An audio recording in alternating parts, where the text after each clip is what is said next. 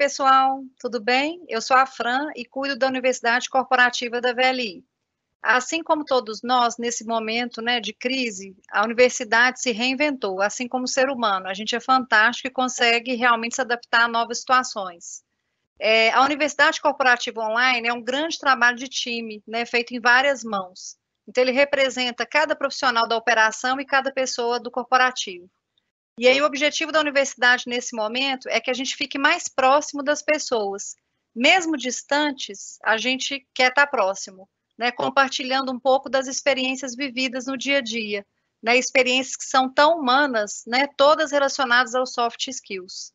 São experiências, né? Sobre o medo, sobre convivência familiar, sobre angústia, ansiedade, né? Situações que a gente enfrenta no dia a dia como ser humano. O convite para essa universidade é que você tenha a mente aberta e o coração aquecido. Dentro dessa proposta, a gente tem uma metodologia, né, que a gente vai estar utilizando para esse contexto. E aí a nossa metodologia, né, o objetivo dela é proporcionar que as pessoas acessem os conteúdos 100% online, né? Foi um trabalho feito por grandes profissionais, né? Esse projeto é o futuro de uma construção coletiva, ele não é o projeto de um dono único, né? Então ele tem muita identidade do que é a realidade, do que são as nossas operações e as nossas áreas administrativas. Nesse projeto nós teremos facilitadores internos e externos, né? A gente vai usar palestra no Teams igual essa hoje, que é a primeira palestra que a gente tem, que é uma webinar, vídeos via Skype, VLTube, Learnbox e a curadoria de conteúdos diversos, para poder trazer temas bem atuais para vocês. Bom, esse aqui é um pouco, né, da nossa programação, né, que a gente trouxe para poder apresentar dos meses de abril e maio, né? A gente tem vários conteúdos, né, de webinar, Learnbox, igual eu comentei, né, são várias metodologias. Então, hoje é o desconforto emocional com a Andrea. Amanhã, todos receberão, através do Learnbox, né, os conteúdos que foram falados aqui e algo além também, para aprofundar. E na próxima terça, a gente vai ter um vídeo que vai falar um pouco da família em adaptação à nova rotina diversa, né, de home office, daquelas pessoas que estão saindo para trabalhar, a família está ficando, da relação das mães e os pais com as crianças em casa, para dividir as tarefas domésticas. Então, são várias novidades aí que vêm por aí. E outros temas mais.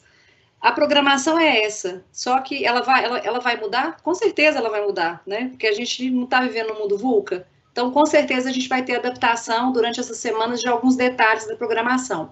Mas, de uma forma macro, é isso que a gente vai estar apresentando para vocês, ok?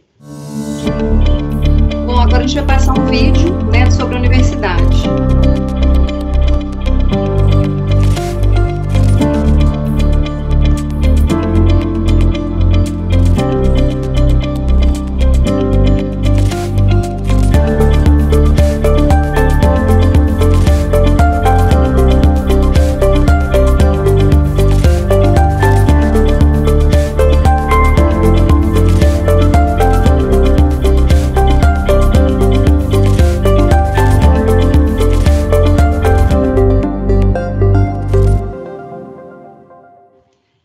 A gente agora, é a hora da nossa convidada tão especial, né? Durante a palestra, façam seus comentários e perguntas na sessão do Teams. Elas serão respondidas no final da apresentação. E algumas perguntas serão compiladas, não serão apresentadas na íntegra. Mas o objetivo é, né, dar uma performance melhor para as perguntas, para que a Andrea possa respondê-las. Agora com vocês, Andrea Nakashi.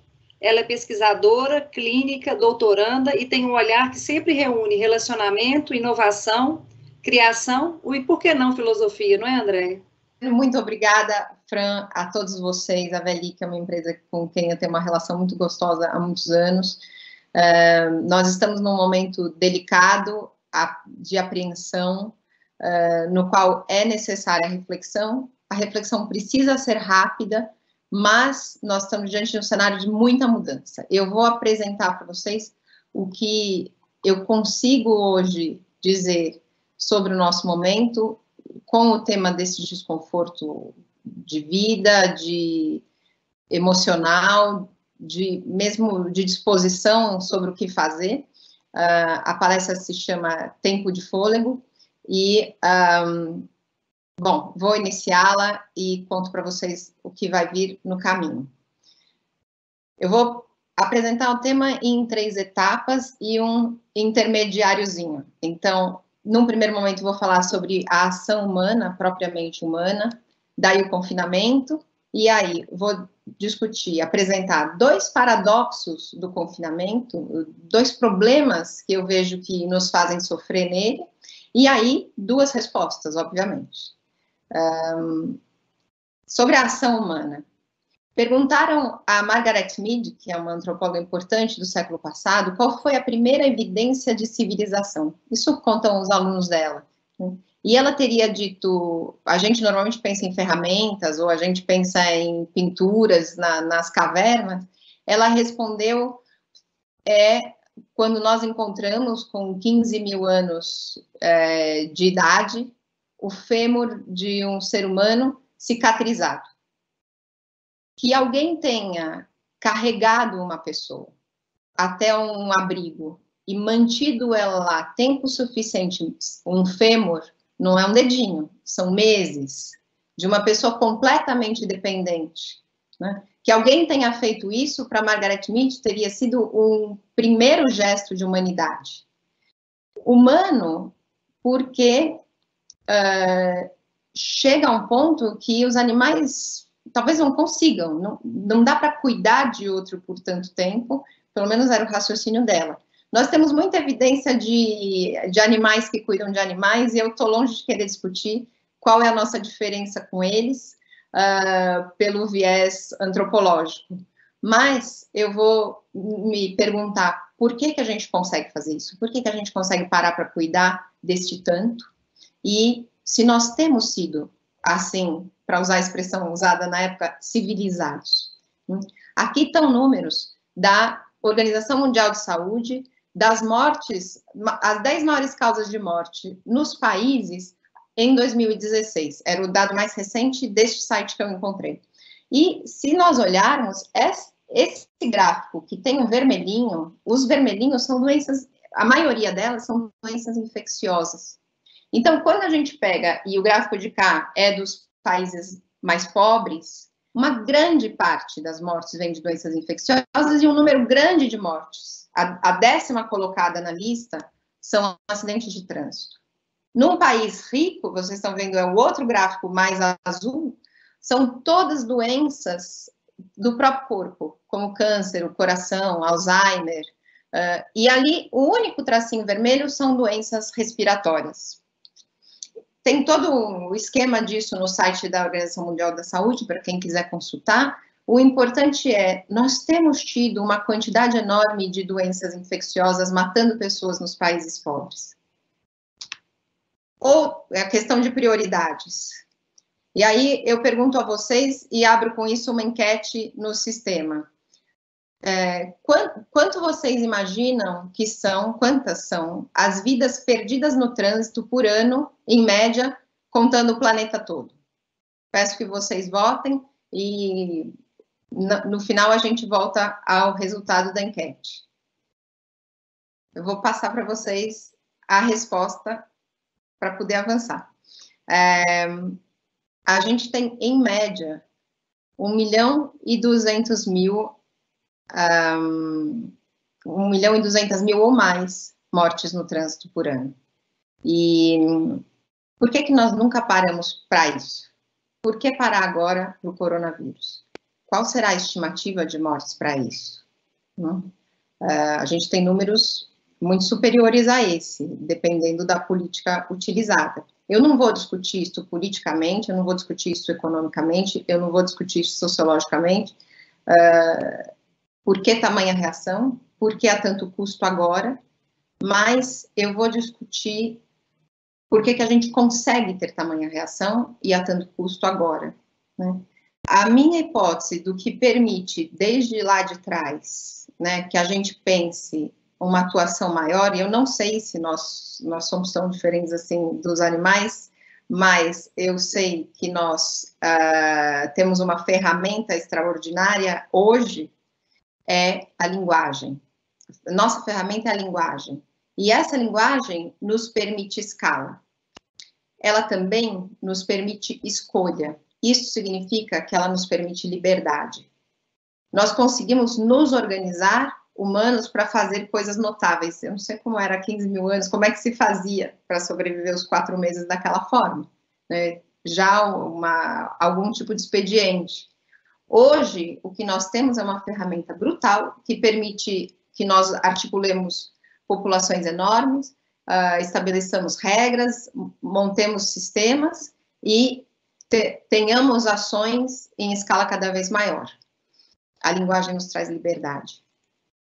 E o mais importante não é que ela nos traz liberdade para nos preservarmos, porque não é necessariamente isso que nós estamos fazendo, como nós vimos pelos números da Organização Mundial de Saúde, mas é porque ela nos dá essa liberdade como julgamento ético. A gente pode usar a nossa capacidade de fazer as coisas grandes em escala para bem ou não. Nós tivemos ação em escala, e não no sentido da civilidade da Margaret Mead, na emergência do nazismo. E ali nós tivemos uma resposta que foi muito delicadamente enunciada pelo primeiro-ministro britânico, o Churchill, em que a defesa de alguma coisa humana não era a defesa da vida. Quando ele convoca a Inglaterra a entrar na guerra, os políticos ingleses sabiam que era preciso, se fosse preservar vidas, era preciso se render ao nazismo. E eles não fizeram essa escolha. Eu leio um trechinho do discurso do Churchill, em que ele diz: nós não devemos enfraquecer ou fracassar, nós iremos até o fim. Nós lutaremos na França, a vizinha que estava tomada. Nós lutaremos nos mares e oceanos. Lutaremos com confiança crescente e força crescente no ar. Defenderemos nossa ilha, qualquer que seja o custo. Lutaremos nas praias, lutaremos nos terrenos de desembarque, lutaremos nos campos e nas ruas, lutaremos nas colinas. Nunca nos renderemos. Ele está fazendo um chamamento a uma ação que não se rende ao medo da morte. Depois, diz a fofoca que ele, ao lado ali, disse para alguém: e nós lutaremos contra eles com os fundos das garrafas de cerveja quebradas, porque é tudo que nós temos. Conta a fragilidade da Inglaterra no combate ao nazismo. De fato, tinha algo mais do que fundos de garrafas quebradas. Em 40 mesmo, um exército de 340 mil homens, entre ingleses e franceses, ficou num canto da França, sendo ameaçado pela chegada dos nazistas. E o Churchill convocou a população civil, porque a marinha inglesa não tinha como ir buscar esses soldados. Ele convoca a população civil a ir buscar essas pessoas de barco. E a população pega seus barcos, seus veleiros e vai. Essa operação Dínamo, em Dunkerque, na França, que é conhecida de muitos, tem filmes, e eu acredito que o que nós estamos fazendo hoje é algo parecido. Nós estamos paralisando, comovendo a população a salvar vidas. E é sobre o sentido deste ato que eu quero falar. Eu entendo, e eu queria propor para vocês, que o confinamento é um ato nosso de liberdade. Eu vou falar um pouco sobre isso, olhando a maneira como a Hannah Arendt, uma filósofa alemã desta época, discutiu os modos de ação humana. Primeiro, essa Hannah Arendt, o primeiro modo de ação que ela descreve, ela chama de labuta, ou labor. Nós conhecemos em português como labuta, a gente fala de uma labuta diária, né? A labuta, ela é o ato de sobrevivência, está ligado às condições orgânicas da vida. Ela é, por isso, circular. A Arendt percebe que nós precisamos começar alguma coisa todos os dias para sobreviver, e aquilo não deixa nada como valor, não deixa nada para amanhã. Aquilo se extingue, é a comida que a gente faz e que acaba. É a ordem que a gente põe nas coisas, a limpeza que se perde. Esse trabalho circular, que precisa ser reiniciado sempre, ele tinha, já na Grécia Antiga, um sentido de futilidade. Embora ele seja ligado à necessidade orgânica, e isso é muito interessante, ele era considerado fútil, porque ele se extinguia e não deixava nada para a humanidade coletivamente. Quando a gente pensa coletivamente, o que tem valor é a coisa que fortalece o espaço público. E aí, o que acontecia? Quem trabalhava nisso? Quem fazia o trabalho doméstico era considerado de uma vida sem valor. Então, em dois sentidos, havia uma escravidão ali. A escravidão de quem dedicava a vida a isto não era tido como alguém de valor, mas isto mudou. Mas havia a ideia de que, e essa é a ideia importante para nós, quer dizer, a própria sobrevivência nos escravizava. Viver para sobreviver é uma forma de escravidão, como uma forma de escravidão da nossa humanidade para o próprio corpo. Isso, o sentimento de prisão disso aparece, por exemplo, na música conhecida do Chico Buarque. Ele diz, eu vou, talvez por um pouco de graça, vou cantar, né, para vocês lembrarem. Todo dia ela faz tudo sempre igual, me sacode às 6 horas da manhã, me sorri um sorriso pontual e me beija com a boca de hortelã. E aí, a música segue um pouquinho, ele diz, todo dia eu só penso em poder parar, meio-dia eu só penso em dizer não, depois penso na vida para levar e me calo com a boca de feijão. Ele lembra que ele precisa do ganha-pão, e aí ele se cala. Ele queria parar. O Chico tem uma outra música menos conhecida, da Ópera do Malandro, que ele fala, para se viver do amor, há que esquecer o amor, há que se amar, sem prazer e com despertador, como um funcionário. E aí lá no finalzinho, o amor é sacrifício, o amor é sacerdócio, amar é iluminar a dor, como um missionário. Então, o trabalho tem um tempero diferente para Arendt, não é exatamente o que a gente diz hoje em dia. O trabalho deixa um produto, e por isso ele é linear. Quando a gente trabalha, a gente tira alguma coisa do mundo, transforma e entrega com uma finalidade. Por isso, né, como a gente transforma o nosso mundo e a gente decide a finalidade, decide os meios, desenvolve a técnica, esse trabalho para Arendt é marcado de liberdade. Ele é diferente, é interessante a separação que ela faz entre a labuta e o trabalho que é marcado por liberdade.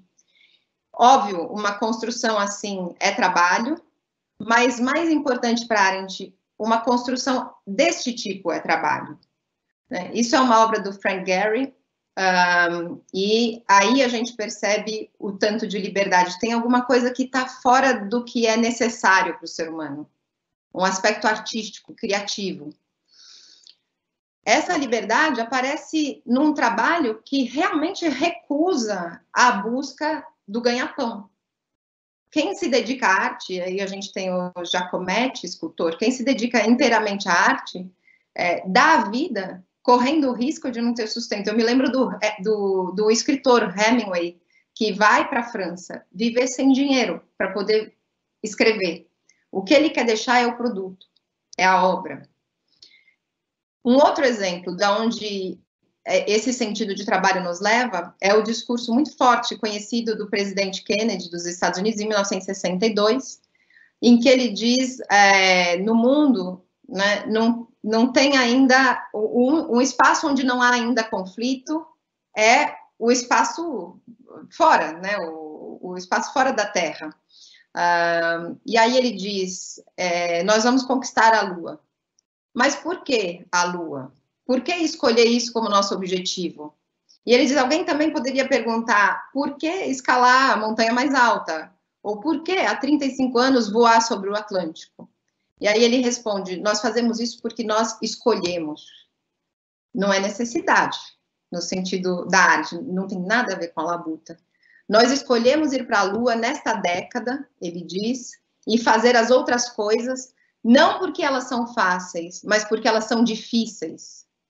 Porque esse objetivo servirá para organizar e medir o melhor das nossas energias e habilidades. Porque o desafio é um que estamos dispostos a aceitar, um que não estamos dispostos a adiar e que nós temos a intenção de vencer. É um discurso muito marcante do presidente Kennedy e que fala neste sentido. Para não dizer que eu só uso referências anglo-saxônicas, o nosso Fernando Pessoa, em 1934, escreve a famosa poesia Mar Português. Ó mar salgado, quanto do seu sal são lágrimas de Portugal. Por te cruzarmos, quantas mães choraram, quantos filhos em vão rezaram. Quantas noivas ficaram por casar, para que fosses nosso, ó mar. Valeu a pena? E aí a gente conhece? Tudo vale a pena se a alma não é pequena. Agora a ação. A ação para a Arendt tem a ver com o encontro entre as pessoas, com o nosso uso da linguagem, a nossa conversa, e, portanto, como as pessoas são muito diversas, como elas pensam diferente, como elas entendem diferente, interpretam diferente as ações umas das outras, essa ação não tem direção própria, não dá para falar que ela é circular ou linear, mas ela é imprevisível, e é nela que a gente expressa a nossa afetividade. Eu estou fazendo a leitura carinhosa, porém corrida, da Arendt, mas eu queria mostrar para vocês isso, que tanto no trabalho quanto na ação existe liberdade, mas não na vida de labuta, que é regida pela necessidade. Né? Aqui está o esquema todo, e olhando esse esquema todo agora, a gente pode dar uma olhada, pensar o confinamento. Né? O que nós estávamos enfrentando entre 2019 e 2020? Um mundo diferente deste que a Arendt organizou. Ela percebeu, já isso foi bastante discutido em filosofia política, econômica, que aquilo que era trabalho, a nossa maneira de construir o mundo, passou a envolver pessoas de um jeito, isso é uma foto de um espaço de telemarketing, né? Passou a envolver as pessoas de uma tal maneira em que colaborar com o trabalho humano, com a liberdade humana, para muita gente é labuta. E nós vivemos o dia a dia como labuta. Né? Ganha-pão. Há uma mescla, uma confusão entre aquilo que é livre e o inevitável, o necessário, que o Chico diz, todo dia eu só penso em poder parar. Ao mesmo tempo que o trabalho é consumido e vira uma forma de labuta, a gente tem na parte política, na ação, no encontro humano, sistemas que tornam tudo repetitivo. Então, aqui a imagem de um seriado brasileiro, chama Onisciente, que mostra câmerazinhas que seguem as pessoas na sua privacidade, tudo é regulado por um grande sistema. Nós estamos vivendo uma situação em que as opiniões políticas ficaram super parecidas umas das outras em blocos, em grupos, porque as pessoas recebem elas por sistemas, elas são lançadas para pessoas a partir de afinidades. Então, a gente perde a imprevisibilidade da ação, a gente perde a liberdade na ação, e a gente perde a liberdade do trabalho. Esse era o cenário com o qual estava se discutindo nesses dois campos, né, do próprio trabalho, labuta e ação, quando chega o confinamento. E aí, para tudo, e nós começamos a experimentar um novo campo de sensações, de sentimentos, uma experiência de vida completamente nova. O mundo que estava para trás não volta. E eu quero saber de vocês, e essa é a segunda parte da enquete, e essa eu vou deixar mais tempo, então, para as respostas. Quais têm sido, até agora, na mescla de sentimentos, os mais fortes para você em relação ao confinamento?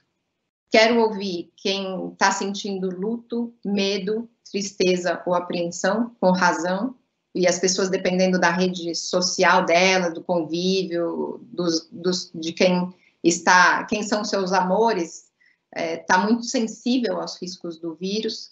Quem está vivendo solidão, aborrecimento ou tédio, quem teve um reencontro afetivo ou sente satisfação por zelar pelos outros, quem está vivendo isso como uma libertação e experimentação de novas rotinas, já que o personagem lá do Chico Buarque talvez tivesse uma relação assim, e eu tenho visto isso na clínica. Quem encontrou aí a ocasião de criar um modo novo de vida para o futuro, e quem encontrou aí a ocasião de repensar coletivamente mesmo, o nosso trabalho e o nosso mundo. E aí, quem quiser apontar outros, quem não gostar das opções, também sinaliza para a gente, por favor. Bom, confinamento. Eu acredito, e eu disse para vocês que o confinamento me parece um ato de liberdade, que ele está destinado a suscitar no ser humano trabalho e ação. O trabalho, o que nós estamos confinados para que a humanidade possa trabalhar em curar os doentes, desenvolver os ventiladores, desenvolver o equipamento e avançar na disseminação de eventuais tratamentos. Nós estamos dando chance para quem puder trabalhar nisso, trabalhar. E nós estamos em ação porque esse ato é um grande ato de solidariedade, é um grande ato de afeto. Então, eu vejo o confinamento como um ato de liberdade que tem essas duas virtudes, essas duas forças. E quando ele entra cortando a labuta cotidiana e cortando o sistema, porque, de repente, a gente precisa realmente de solidariedade, colaborar. E a discussão para de ser tão conduzida como ela era. Nós nos falamos entre nós sobre o que é importante.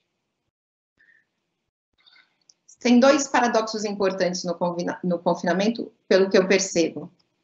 O primeiro é que esse ato de liberdade da gente, e isso deve causar muito medo, muita apreensão nas pessoas, o ato de cuidado, que é um ato de liberdade, ele, no primeiro tempo, é um ato que vence o nosso medo da falta, o nosso medo de morrer. Eu não acredito que nós estamos em casa, a maioria de nós, por medo de morrer. Eu acredito que nós estamos para proteger as vidas que estão em mais risco. Embora nós nem saibamos muito bem quais são os grupos de risco, nós sabemos que nós estamos, de certo modo, aqui para proteger uns aos outros. Né? E, então, a liberdade, no primeiro momento, é maior que a sobrevivência. Mas, de repente, se nós ficarmos em casa, parados, nós vamos destruir a nossa forma de sobrevivência. E aí, nesse caso, o futuro fica comprometido. Então, esse é o paradoxo, que um ato de liberdade tão grande possa nos condenar a ficarmos completamente à mercê das dificuldades de sobrevivência depois. Então, esse é o primeiro paradoxo. O segundo paradoxo decorre disso. É que, na hora que a gente começa a viver em confinamento, a vida fica uma labuta. O próprio cuidado vira labuta. E a gente passa a começar a olhar que sair seria o ato de liberdade. Então, a nobreza do nosso ato se perde.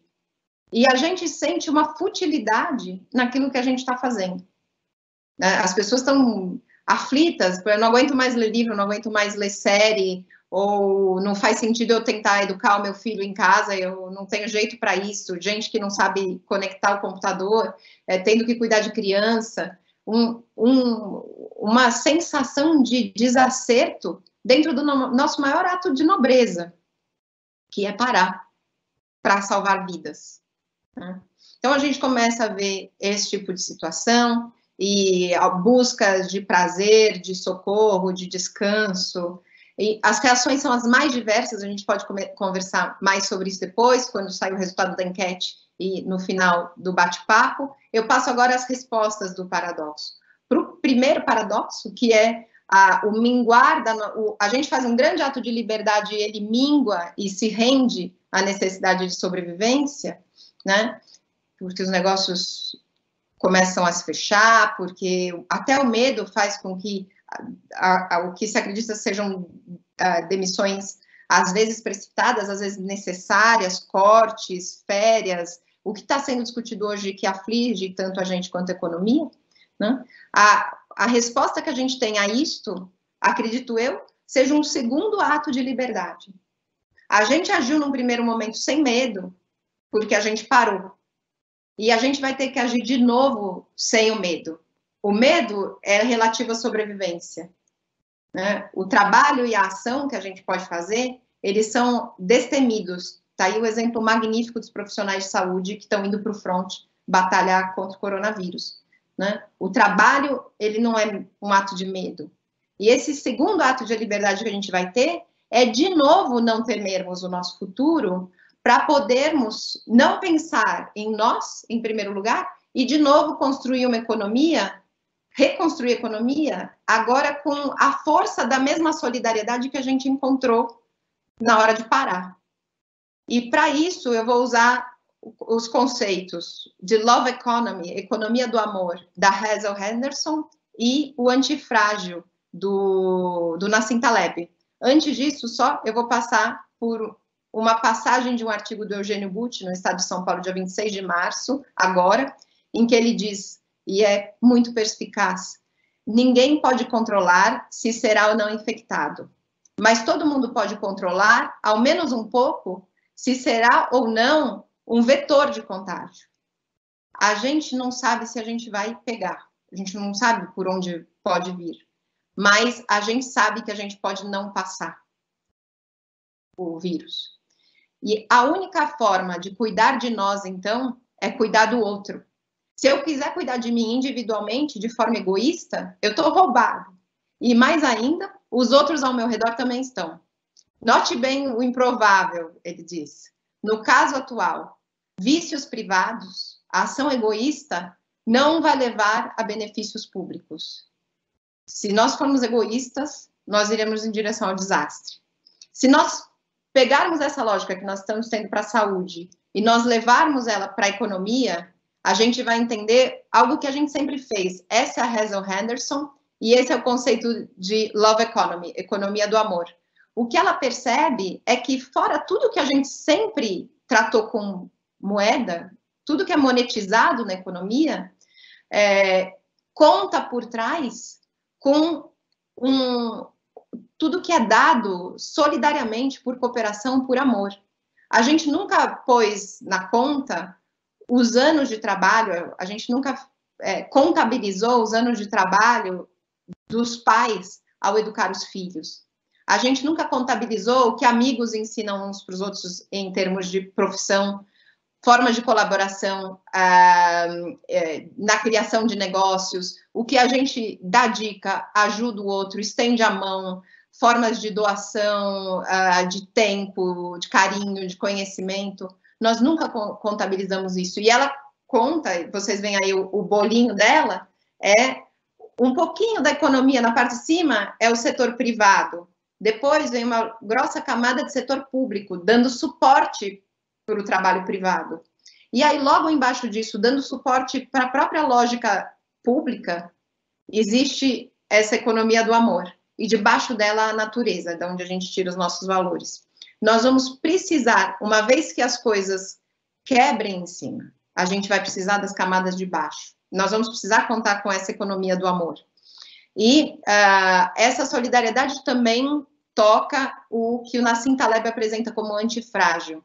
Ele explica redes, e essa é uma referência que eu deixo para quem quiser consultar, ele explica que redes capazes de aprender e em que não haja um comando rígido de um elemento sobre o outro, quer dizer, se nós não estivermos todos ligados de maneira muito dependente uns dos outros, mas tenhamos certa liberdade de nos conectarmos de maneira variada, quando um tem um problema, ele aprende com aquilo e ele ensina a todos os outros conseguem ficar mais inteligentes por causa daquilo e socorrer aquele. Então, ele fala, nós não precisamos viver numa competição, nós precisamos resgatar aqueles que, por falharem, por estarem enfraquecidos, nós precisamos resgatá-los porque eles nos ensinam alguma coisa, porque eles ousaram, porque eles fizeram diferente.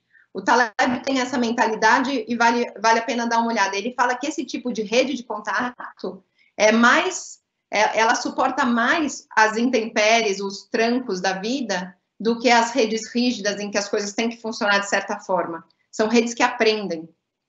Nós podemos fazer isso na economia, é isso que ele propõe. Agora, com o paradoxo 2, quer dizer, que o nosso grande ato de liberdade tenha virado alguma coisa fútil. Esse é o meu ponto final. A última coisa que eu quero mostrar para vocês é a segunda resposta, né? Eu vou avançar um pouquinho mais com o Fernando Pessoa. Ele diz, então, tudo vale a pena se a alma não é pequena. Quem quer passar além do bojador, tem que passar além da dor. Deus ao mar, o perigo e o abismo deu, mas nele é que espelhou o céu. Eu não posso falar de céu, mas eu posso falar daquilo que o ser humano faz, que espelha o céu. Nós somos capazes de ações espetaculares. Nós somos capazes de nos darmos e começarmos coisas por convicção, por paixão, por uma necessidade que não é a da sobrevivência. Nós não precisamos pensar a nossa vida como animais que precisam de certas necessidades. Nós podemos partir para a escultura, para a arte, como fazem alguns, mas partir também para grandes ações, e grandes ações sociais. Às vezes nós vemos pessoas se darem sem contabilizarem o que elas estão dando. É como a Hazel Henderson apontou ali na economia do amor. O amor faz isso, aliás. E é aí que estão grandes coisas. No campo do trabalho, a pessoa pode superar e tentar tocar, como diz, para usar a inspiração do Fernando Pessoa, o divino. Por isso, eu separo aqui uma imagem do teto da Capela Sistina, no Vaticano, uma imagem do Michelangelo, a criação de Adão.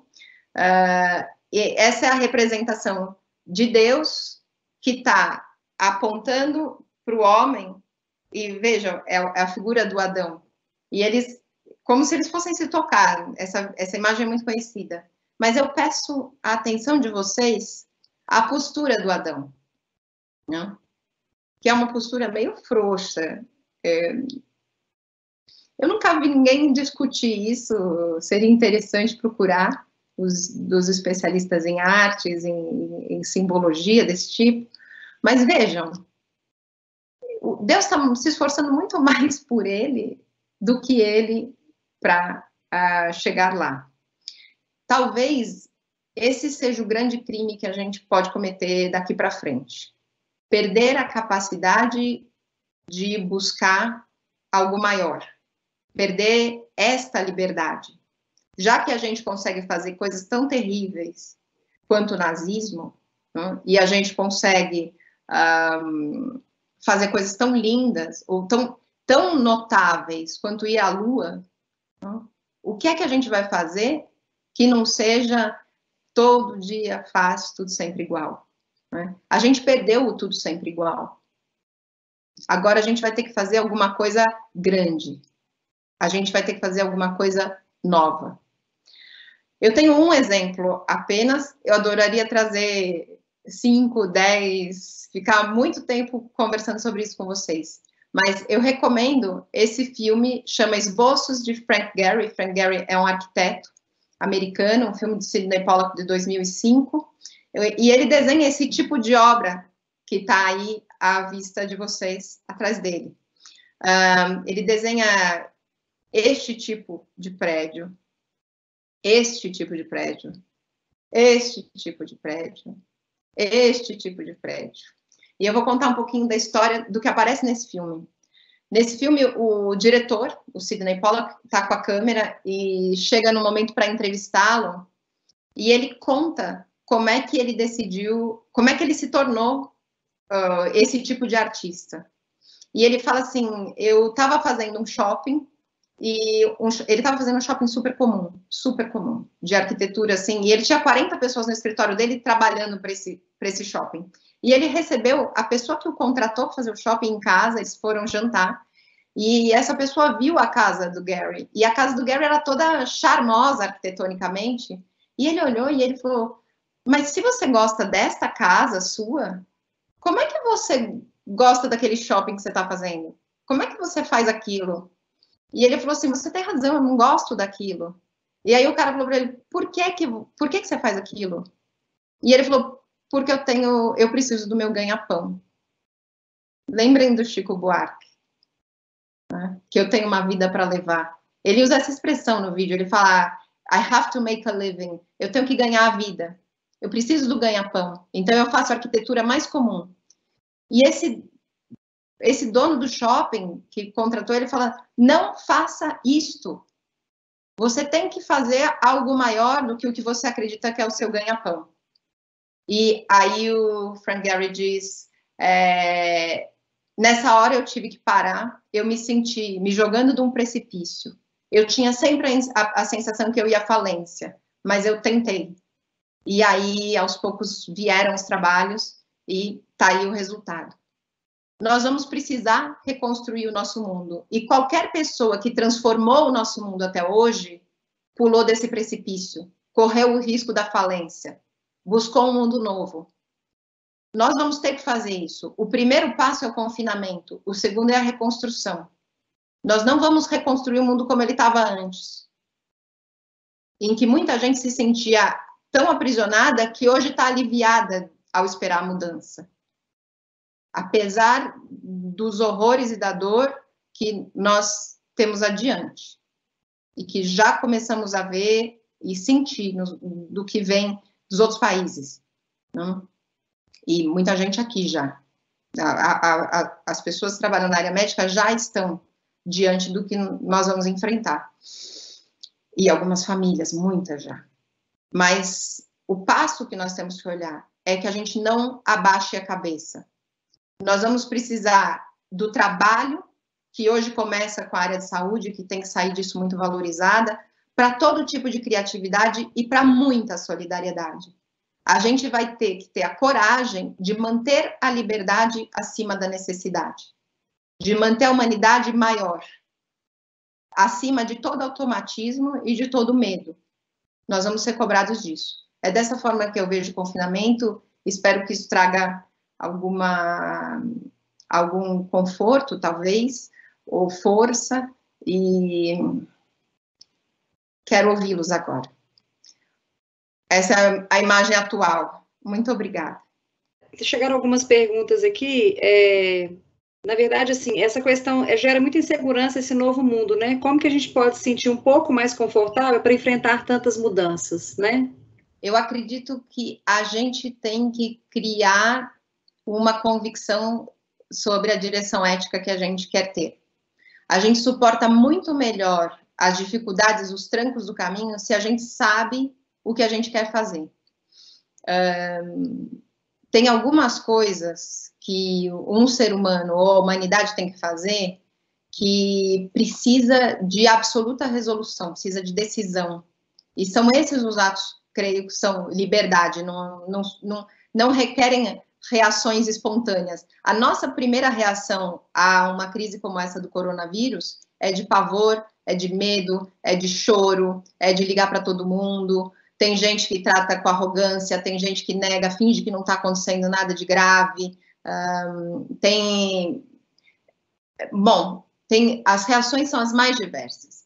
Mas, para a gente enfrentar isso, e nós enfrentaremos isso juntos, como disse o Eugênio Butti de maneira muito bonita, nós vamos precisar ter firmeza de direção. Eu não sei se nós teremos, mas para cada um, sim. Eu vou contar uma experiência pessoal minha. Quando eu comecei o consultório, 2007, talvez um pouco antes, vinham pessoas se consultar comigo, alguém ia viajar, eu estava trabalhando num esquema numa clínica, a clínica tomava cano dos pacientes, eu achava que eu nunca ia conseguir começar a vida, e eu tive que olhar e pensar, eu quero com 60 anos ser uma psicanalista de tal porte. Eu olhei o porte que eu queria ter, claro que hoje isso se redimensiona, mas era suficiente olhar daquela forma. Eu olhei o porte que eu queria ter como psicanalista aos 60 anos e eu falei, eu não vou levar em consideração os solavancos do caminho, eu vou adiante. Como quem vai navegar, imagine que nós estivéssemos embarcando num veleiro agora para ir até a Austrália. Nós fôssemos sair, que nem faz o Amiclin, sai lá de Paraty e vai, né? E nós tivéssemos que ir até lá. Tem uma coisa que é certa, vai haver tempestade, vai quebrar o barco, vai parar o vento, a gente vai ter momentos de desespero, a gente vai ter momentos de não saber o que fazer, mas a gente tem que saber para onde a gente vai, porque se a gente parar na primeira quebra, se a gente parar quando faltar o vento, se a gente não quer passar pela tempestade, não adianta nem ir. E quando a viagem é longa desse tipo, e essa nossa reconstrução, o nosso futuro econômico, ou de trabalho, até de evolução da saúde, para nós nos prepararmos para epidemias, para esses riscos hoje globais, esse é um trabalho longo, a gente vai ter que ter convicção. Então, essa é uma resposta. Essa convicção é nosso ato de liberdade. E isso é uma escolha, como disse o Kennedy. Nós escolhemos ir para a Lua. Nós podemos ser imediatistas, mas nós para fazermos as coisas darem certo, nós teremos que ser mais fortes que isso. E aí, que mais? Tem agradecimento gostoso na lista aqui, eu agradeço também. Agradeço muito vocês terem me provocado a essa reflexão. Me emocionou pesquisar isso. Olha, tem um comentário aqui bonito.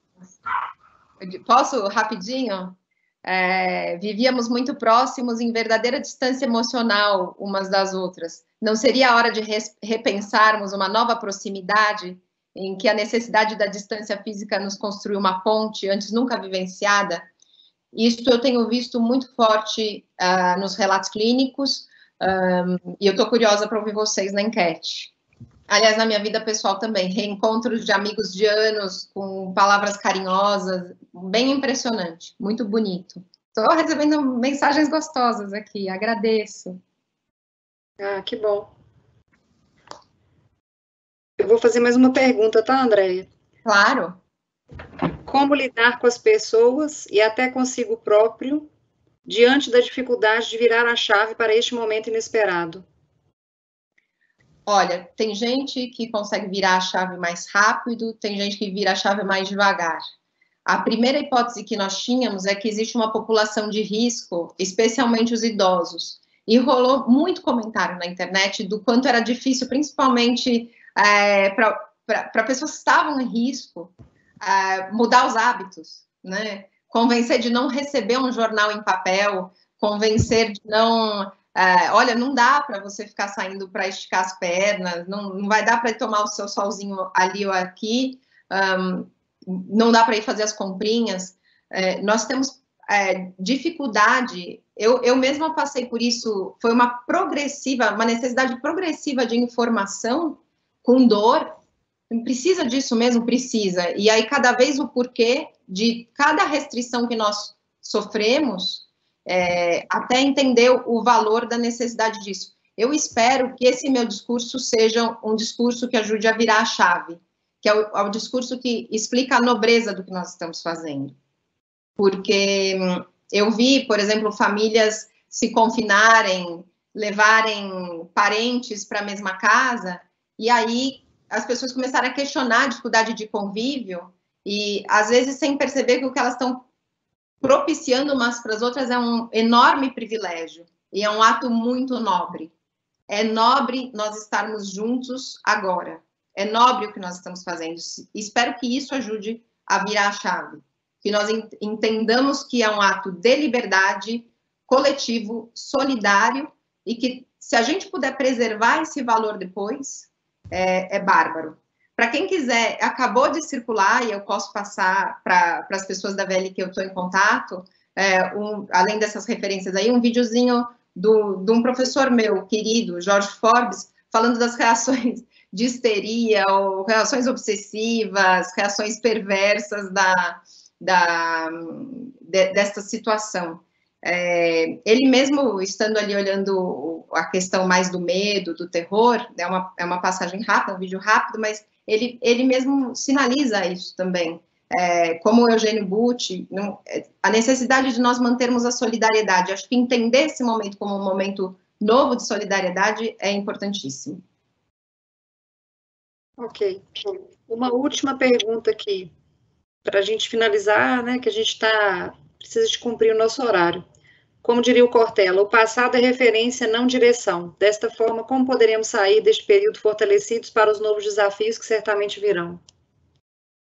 Olha, tem muita gente pronunciando algumas ideias do passado que vão vir terríveis no futuro. A frase do Cortella, como é que é? O passado é referência, não O passado é referência, não direção. Direção, tá. Mas tem muita gente vendo direções vindas do passado que vão emergir agora de maneira assombrosa. Uma delas é que o Estado, porque hoje todo mundo precisa do Estado, né? Não dá para ficar muito indiferente ao poder político hoje, as decisões do poder político, a gente às vezes finge que não tocam muito a nossa vida. Hoje não dá para ficar indiferente. E com a tecnologia, a necessidade de gestão de situações como essa, existe uma tendência, e isso veio, né, de referências que... Isso não começa aqui no Brasil, mas uma tendência do Estado se tornar extremamente controlador. Esse é um dos sustos que as pessoas estão prenunciando, uma das coisas que a gente tem que olhar com atenção e talvez resistir.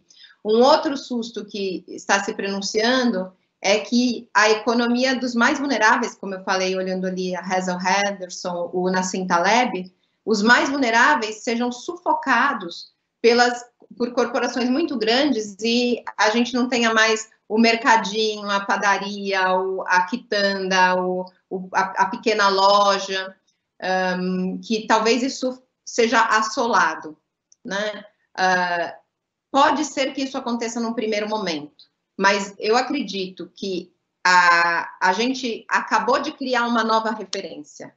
Eu acredito que esta solidariedade que nós temos hoje, ela é já referência também para o nosso futuro.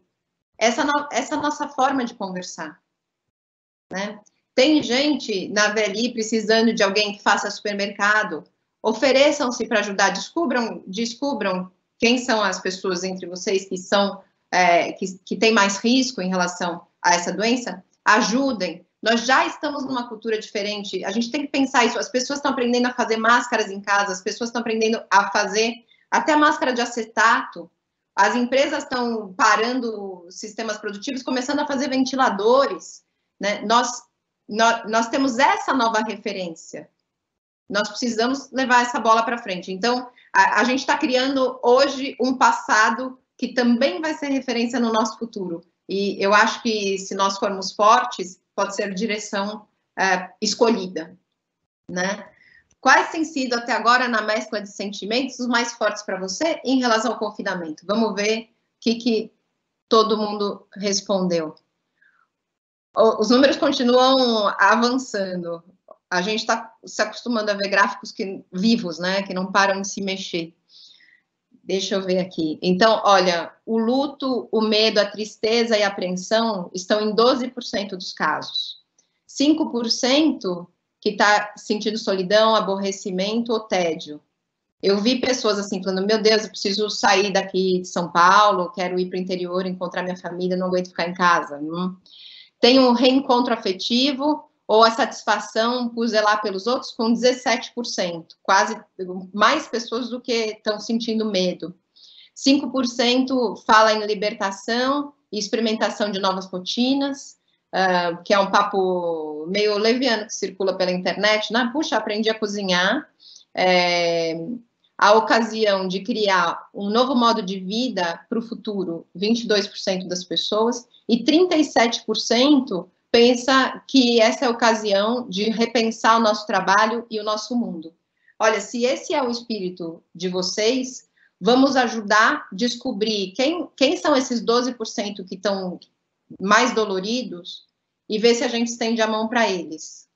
Vejam vocês, descubram entre vocês quem está na condição, na chave do medo. Pessoas que vieram de um luto e hoje estão confinadas devem estar extremamente sofridas. Estendam a mão para quem vocês puderem, porque a maioria de vocês está percebendo a possibilidade de transformação do nosso mundo. E isso é uma ótima notícia, uma notícia vigorosa. Eu desejo que vocês aproveitem a energia que vocês estão mostrando. Eu fico, aliás, muito feliz com esses números, fico tocada. Por favor, os 24 mais 36 mais 17 que estão nessa chave do reencontro afetivo, da solidariedade, do novo modo de vida e do novo mundo, estendam a mão para quem está com medo, porque esse novo mundo começa assim. Ok, foi muito bacana, né? A gente quer agradecer muito, né, a Andréia e a todos os presentes. Foi uma experiência muito nova para a gente, né? A gente teve uma excelente audiência, nós tivemos 192 pessoas. Nossa! 192, e aí nem se a gente tivesse enchido a maior sala de treinamento que a gente tem dentro da universidade, a gente teria essa quantidade de pessoas, né? Então foi muito bacana, né? Foi um aprendizado para a gente também. E aí o desafio cumprido, né, de 100% online, né, com conteúdo de qualidade, né? E aí, para quem não conseguiu assistir, né, a gente quer lembrar que todo o conteúdo será reproduzido e as pessoas podem assistir pelo YouTube. Então, assim, acompanhe nas redes sociais aí que em breve o conteúdo será divulgado. E aí, conforme eu já tinha dito, aqui está o QR Code, né, para a gente poder melhorar o produto, né, a primeira versão que a gente lança aí do totalmente online, e aí a gente quer ouvir a opinião de vocês para fazer melhor, tá bom? Fran, posso agradecer? Claro. Quero agradecer a vocês, agradecer a esse número gostoso de pessoas que responderam a essas respostas fortes, tocantes. Me emocionou muito preparar esse trabalho. Agradeço a todos, a Ana, a Carla, a Michele, a Ana também. Bom, todo mundo conversou comigo, Caroline, Gabriela. E agradeço todo o time de vocês, muito carinhoso. E agradeço a emoção de nós podermos conversar sobre algo tão importante e num tempo tão sensível. Com carinho. Muito obrigada e parabéns pela realização de vocês. E peço desculpas pelo tempo aí de me acertar com a ferramenta, a compatibilidade dos computadores. Acho que agora é a hora de aprender a fazer isso, né? Mas é justamente a saída da caixinha e desse novo, né? Desse novo formato, né? A gente tem, não tem jeito. Eu reaprender, né? Então, essa questão, né? A gente não está fazendo mais todo dia, tudo sempre igual, né? Então, é uma reinvenção. E para a gente fazer o novo, né? A gente acerta e erra, e assim continua, e a vida segue dessa forma, né? Se tem uma coisa que não é estável e regular, é a tecnologia, né, Fran? É verdade. Sempre vai ter surpresa, né? Sempre, ela sempre traz. Um beijo grande, muito obrigada. Obrigada. Tchau, tchau.